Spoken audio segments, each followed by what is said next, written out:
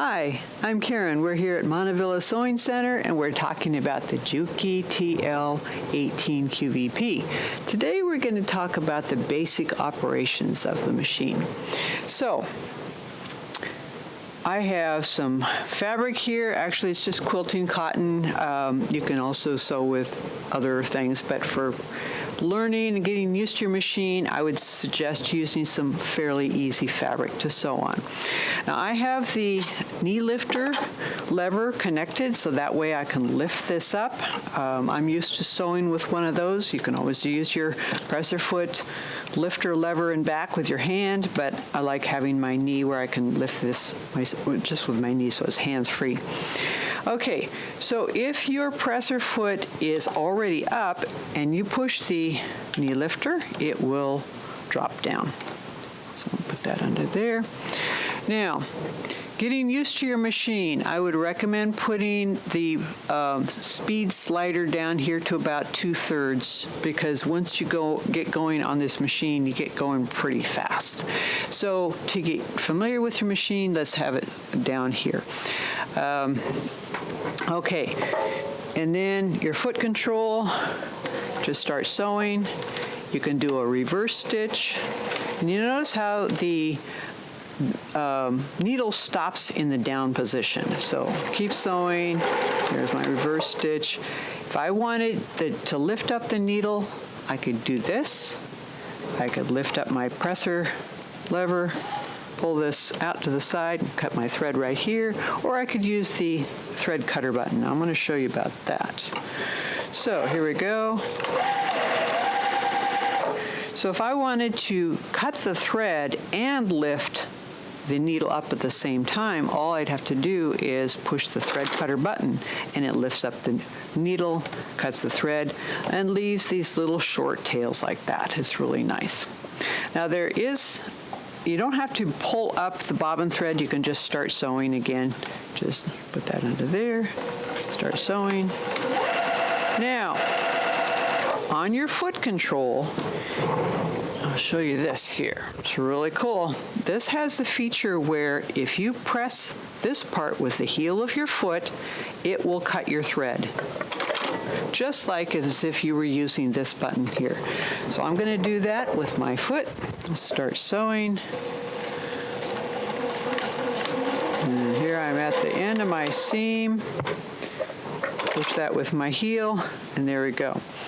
Okay. So some people find it a little bit awkward at first when they're doing that. They're going along sewing and maybe they accidentally rest their heel on that and cut their thread when they don't want to. Well, there's an accessory in your accessory bag. This is this little thing here.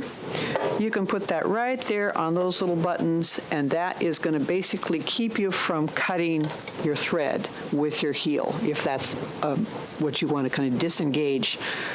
It's up to you whether you use that or not. Just keep in mind that is an option for you. Okay, I'll put that guy back down there. So again, this is your length knob. You can actually make a very long seam with this, a very long stitch,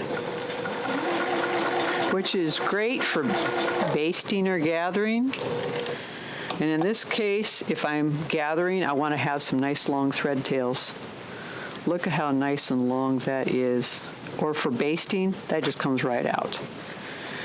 And then if you're quilt piecing, if you're a quilter, you probably know that you want to have your stitch length shorter. Now, if you're not a quilter or if you're a new quilter, you're probably thinking, why do we want to piece those pieces together with a short stitch length? That's because you're not going to be adding back stitches on the beginning and ending of every seam for two reasons. One is that that's going to add time to your quilt piecing if you've got a lot of pieces that you're putting together, kind of like that quilt behind me there. It's going to add time if you're putting back stitches. Also, it adds bulk because those seam allowances have to kind of meet together, and then that extra thread is going to add bulk. So putting a shorter stitch length is going to kind of help make that seam so it doesn't come apart as easily. You can even have it shorter than that. I'm going to, for demo purposes, I'm putting it right down here to 1. You can see those stitches are really close together. There we go. So, hands free. Those stitches are so close together, they're not going to come unstitched very easily. So they, in effect, do the same thing as a back stitch in a quilt. So that's why you would want to have a shorter stitch length. But for regular garment sewing, between 2 and 3 is what you want. So this is the basic operations of the machine. This machine can, of course, do a lot more, and we're going to get into more of that with the accessories.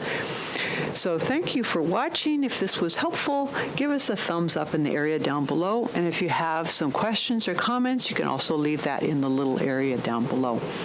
Stay tuned for some of our other videos. Thanks for watching. See you later.